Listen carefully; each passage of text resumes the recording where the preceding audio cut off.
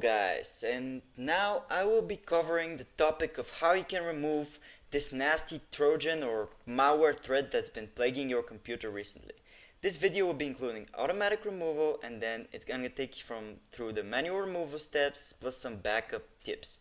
Now, first of all, before beginning this video, I want to say that it's very important that you look only for legitimate sites or video YouTube channels that are real people, and because there are a lot of sites that are dubious and are only after your money, so you need to be careful and always check the people behind it.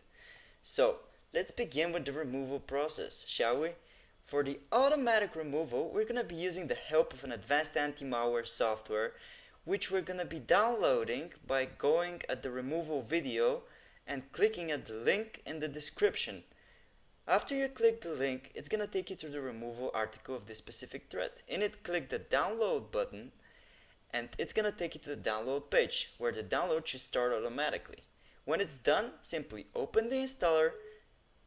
It's going to take you through a language and installation steps process. Simply follow those steps, agree with the license terms, and then click accept and install.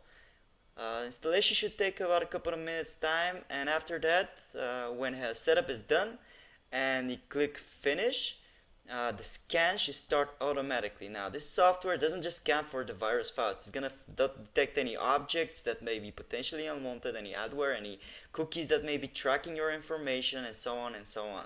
And scan should take a bit of time, and when it's done, simply you have to select all the objects that are viruses and click on the next or fix now button, and the software will take care of them. Easy as that, guys.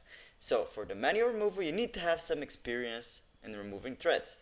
Now, before beginning the removal, I highly suggest that you back up your files, whatever they are, especially the important files. Simply, you can copy them on a flash drive, you can upload them to the cloud. Doesn't matter, really, it doesn't matter. It's good to have a backup because you never know what's around the corner, guys. Any moment your computer can break down and anything can happen. Let's say. After you've backed up the files, it's time to enable the visibility of the hidden files which the virus may be concealing from you. To do that, you're going to open the search and you're going to type show hidden files and folders, and then you're going to have to click on it. It's going to open the settings, and then you're going to click on the show hidden files, folders and drives option, then click on apply, and then click on OK to accept the setting. And that's it. Now all that's need to be done is to find the files. To do that, simply open your computer and on the search bar on top right, type file extension and then the extension of the file. In this case, we have set up an example file which is exe file called example virus file. Imagine that this example virus file is the virus name. You're gonna type the name after that, and then you're gonna hit enter. And as you can see, it's loading up there, and it's gonna find the file, whatever it is on your computer. Windows is gonna do that for you. And then you have to select the file and simply remove it. That's it. Now, another way to set up that and to find the virus file, if you don't know, is to always check our article in the description.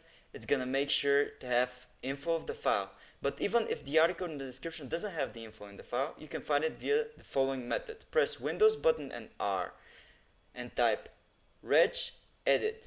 Now we're gonna have to remove any registries that viruses usually create on your computer from the registry editor.